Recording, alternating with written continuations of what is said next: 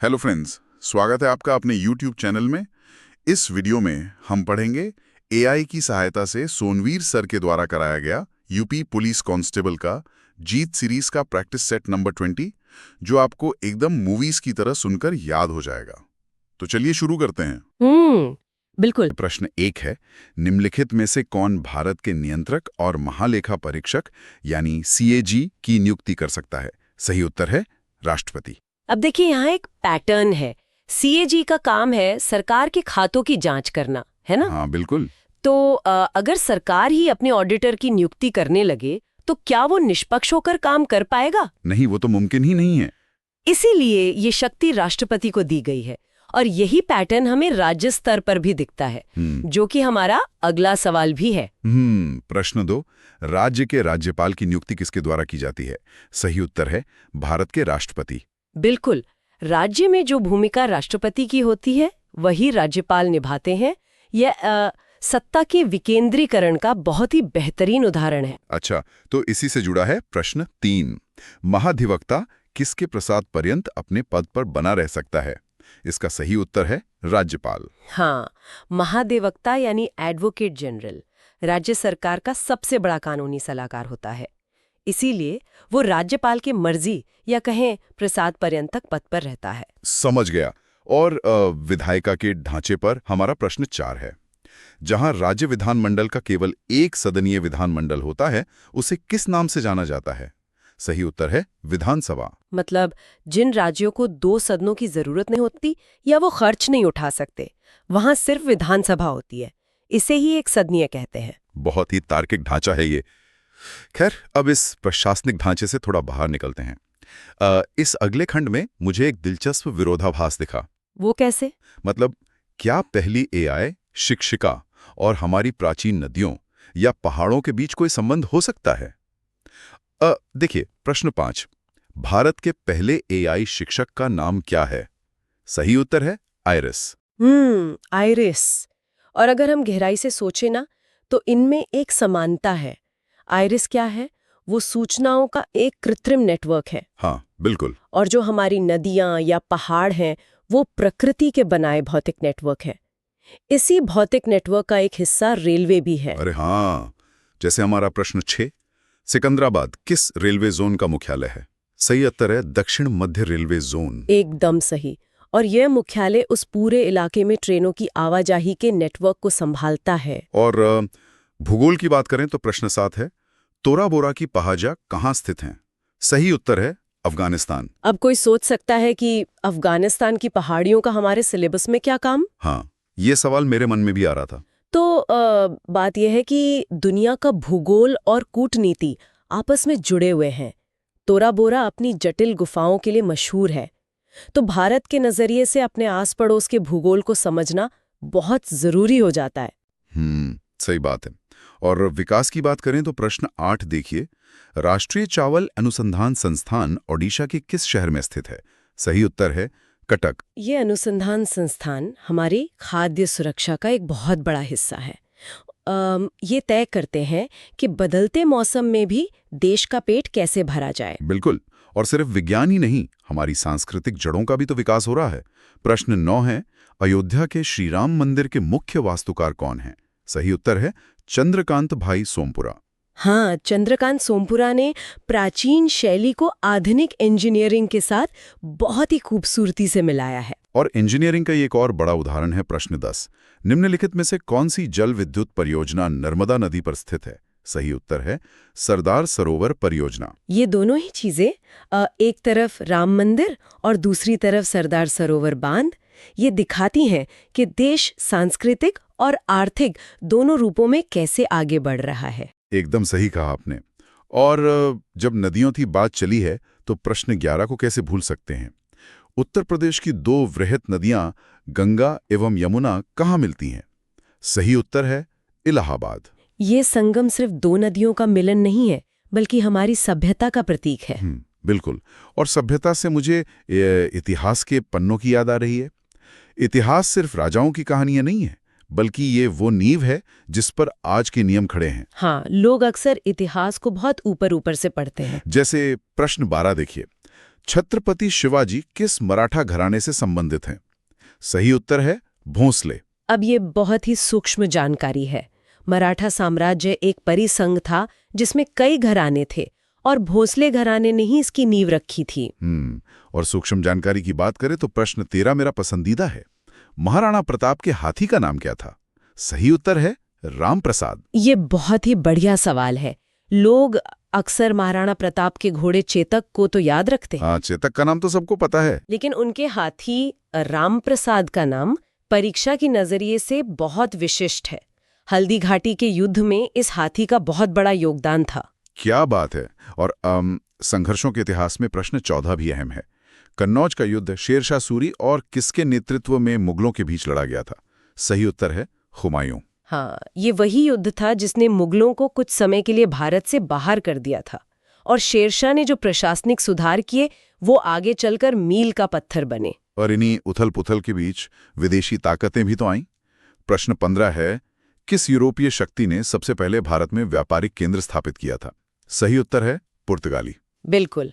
और यहीं से हमारे व्यापार का नियंत्रण बाहरी ताकतों के हाथ में जाने लगा था। लेकिन आज स्थिति अलग है ना, हम अपना नियंत्रण खुद करते हैं। एकदम। और इसी प्रशासनिक ढांचे को अपनी भाषा में चलाने के लिए जैसे प्रश्न 16 है। हाँ, प्रश्न 16 है कि उत्तर प्रदेश में राजकीय कार्यों में किस भाषा का प्रयोग होता है? सही उत्तर है हिंदी, ताकि शासन और जनता के बीच की दूरी कम हो। और उसी तरह जो मैं व्यापार की बात कर रही थी, आज भारत अपनी विदेशी मुद्रा का प्रबंधन खुद करता है। जो कि हमारा प्रश्न 17 है। विदेशी मुद्रा प्रबंधन अधिनियम कब लागू हुआ था? सही उत्तर है 2000। जिसे ही फेमा कहते हैं। इसने पुराने और सख्त नियमों को बदलकर भारत की अर्थव्यवस्था को वैश्विक बाजार के लिए खोल दिया और देश के विकास को सही दिशा देने के लिए एक निकाय भी बना। प्रश्न 18, भारत में विकास मामलों पर निर्णय लेने के लिए सर्वोच्च निकाय के रूप में किसका गठन किया गया था? सही उत्तर है राष्ट्रीय विकास परिषद। ये सभी संस्थाएं मिलकर ही तो देश को चलाती हैं। लेकिन इन राष्ट्रीय लक्ष्यों के साथ साथ कुछ वैश्विक लक्ष्य भी हैं। मैं हमेशा सोचता हूं कि क्या अंतर्राष्ट्रीय विकास लक्ष्यों और विज्ञान के फॉर्मूलों को एक साथ याद रखने का कोई आसान तरीका है? बिल्कुल है। अगर आप इन्हें मानक और खोज के नजरिए से देखें तो सब जुड़ जाता है। अच्छा, तो प्रश्न 19 देखते हैं। सतत विकास लक्ष्यों को प्राप्त करने के लिए संयुक्त राष्ट्र द्वारा निर्धारित समय सीमा क्या है? सही उत्तर है 15 वर्ष। अब देखिए, ये दुनिया के विकास को नापने का एक पैमाना है। 15 साल की ये डेडलाइन देशों पर दबाव बनाती है कि वो जल्दी काम करें। समझ गया। और विज्ञान ने तो हमारे रोजमर्रा के काम कितने आसान कर दिए हैं। प्रश्न 20 है, LED शब्द का पूर्ण रूप क्या है, जिसके आविष्कार के लिए 2014 में नोबेल पुरस्कार मिला? सही उत्तर है लाइट एमिटिंग डायोड। पुरानी तकनीक बहुत ऊर्जा बर्बाद करती थी। LED ने सीधे बिजली को रोशनी में बदलकर एक क्रांति ला दी। क्या बात है। और अर्थव्यवस्था के भी अपने कोड होते हैं। प्रश्न 21, मेघालय के GST राज्य कोड क्या है? सही उत्तर है 17। जैसे हर चीज की पहचान होती है, वैसे ही ये कोड तय करता है कि टैक्स सही राज्य के खाते में जाए। और मापने की बात हो ही रही है तो ब्रह्मांड को भी नाप लेते हैं। प्रश्न 22 है, एक पारसेक कितने प्रकाश वर्ष के बराबर होता है? सही उत्तर है 3.26। ये असल में अंतरिक्ष को नापने का समझ लीजिए सबसे बड़ा इंच टेप है। 3.25 प्रकाश वर्ष के बराबर, बाप रे। और रसायन विज्ञान की एक बहुत बेसिक्स बात है प्रश्न 23 में। निम्नलिखित में से क्या क्षार की एक विशेषता नहीं है? सही उत्तर है वे नीले लिटमस को लाल में बदल देते हैं। हाँ, क्योंकि ये गुण तो अम्ल यानी एसिड का है। इसे याद रखने की कोई ट्रिक है क्या? बहुत आसान है। लाल रंग होता है खतरे का, है ना? बिल्कुल। और एसिड खतरनाक होता है, तो एसिड नीले को लाल यानी खतरे के रंग में बदल देता है और क्षार इसका ठीक उल्टा करता है। अरे वाह, ये तो बहुत आसान हो गया। और सबसे छोटे पैमाने पर जाएं तो प्रश्न 24 है, DNA की संरचना किसके द्वारा खोजी गई थी? सही उत्तर है जेम्स वॉटसन और फ्रांसिस क्रिक। ये हमारे शरीर का मूल कोड है। जैसे मेघालय का GST कोड 17 था, वैसे ही इंसानों का कोड DNA है। एकदम सही। और इतनी साइंस के बाद तो दिमाग थक जाता है। प्रश्न 25 थोड़ा रिफ्रेशिंग है। कॉफी का मूल स्थान निम्नलिखित में से कौन सा देश है? सही उत्तर है इथियोपिया। इथियोपिया की बकरियों ने ही सबसे पहले कॉफी के इन बीजों को खाकर ऊर्जा महसूस की थी और वहीं से इंसानों को इसका पता चला। सच में ये बहुत मजेदार कहानी है। चलिए बात करते हैं हमारी सुरक्षा और समसामयिक परिदृश्य की। इस खंड में तो हमें विकलांग दिवस से लेकर भविष्य के रिजर्व तक जाना है। प्रश्न 26। कोरिंगा गारान, जिसे मैंग्रोव भी कहते हैं, वो वन्य जीव अभयारण्य कहाँ है? सही उत्तर है आंध्र प्रदेश। ये मैंग्रोव जंगल प्रकृति की अपनी सुरक्षा दीवार है। ये तटों को तूफानों से बचाते हैं। और इंसानी दुनिया में सुरक्षा और निवेश साथ साथ चलते हैं। प्रश्न 27 है, निवेश मित्र मोबाइल एप्लीकेशन किस राज्य की एक पहल है? सही उत्तर है उत्तर प्रदेश। ये राज्य में व्यापार को आसान बनाने की एक बेहतरीन तकनीकी प्रगति है। और असली सुरक्षा कौन करता है? प्रश्न 28। भारत की पश्चिमी और पूर्वी सीमाओं पर सुरक्षा के लिए कौन सा पुलिस बल जिम्मेदार है?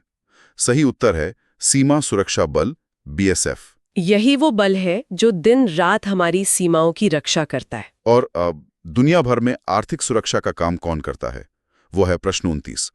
कौन सा संगठन दुनिया के सबसे गरीब विकासशील देशों को ऋण और अनुदान प्रदान करता है? सही उत्तर है विश्व बैंक। विश्व बैंक से मिले अनुदान से देश अपना बुनियादी ढांचा मजबूत करते हैं। बुनियादी ढांचे का एक शानदार उदाहरण भारत में भी है। प्रश्न 30। भारत की पहली इंजन रहित स्पीड ट्रेन, ट्रेन 18, किस फैक्ट्री द्वारा विकसित की गई थी? सही उत्तर है चेन्नई। इसमें इंजन अलग से नहीं जुड़ा होता, बल्कि डिब्बों के नीचे ही लगा होता है, जो बहुत ही आधुनिक तकनीक है। बिल्कुल। और भूगोल का एक सीधा सवाल है। प्रश्न 31। इम्फाल किस भारतीय राज्य की राजधानी है? सही उत्तर है मणिपुर। ये तो बेसिक फैक्ट है, लेकिन सामाजिक मोर्चे पर अगला सवाल बहुत जरूरी है। हाँ। प्रश्न 32। विकलांग व्यक्तियों का अंतर्राष्ट्रीय दिवस किस तिथि को मनाया जाता है? सही उत्तर है 3 दिसंबर। ये दिन समाज में समानता और जागरूकता के लिए बहुत अहम है। अब प्रश्न 33 पर आते हैं, जिसने मुझे थोड़ा अटका दिया था। ऐसा क्या है उसमें? प्रश्न है कि पुस्तक अ लाइफ मिसस्पेंट किसके द्वारा लिखी गई थी? और दस्तावेज में इसका उत्तर स्पष्ट रूप से चिन्हित नहीं है। विकल्प हैं जवाहरलाल नेहरू, सूर्यकांत त्रिपाठी निराला, महादेवी वर्मा और मैथिली शरण गुप्त। मैं समझ गई। अभ्यास सेट में कभी-कभी ऐसे सवाल आ जाते हैं जिनके उत्तर स्पष्ट नहीं होते या विकल्पों में कोई गलती होती है। तो ऐसे में क्या करना चाहिए? यहीं पर आपकी क्रिटिकल थिंकिंग काम आती है। अगर कोई भी विकल्प सही नहीं लग रहा तो उसे छोड़ देना या सबसे करीबी अनुमान लगाना ही बेहतर होता है। सही सलाह है। चलिए अब डिजिटल दुनिया की ओर चलते हैं। प्रश्न 34 है, FTP क्या है? सही उत्तर है इंटरनेट से फाइल भेजने और प्राप्त करने की विधि। हाँ, फाइल ट्रांसफर प्रोटोकॉल। ये इंटरनेट पे डेटा को सुरक्षित तरीके से एक जगह से दूसरी जगह भेजने का तरीका है। और इंटरनेट और संचार की बात करें तो प्रश्न 35 बहुत चौंकाने वाला है।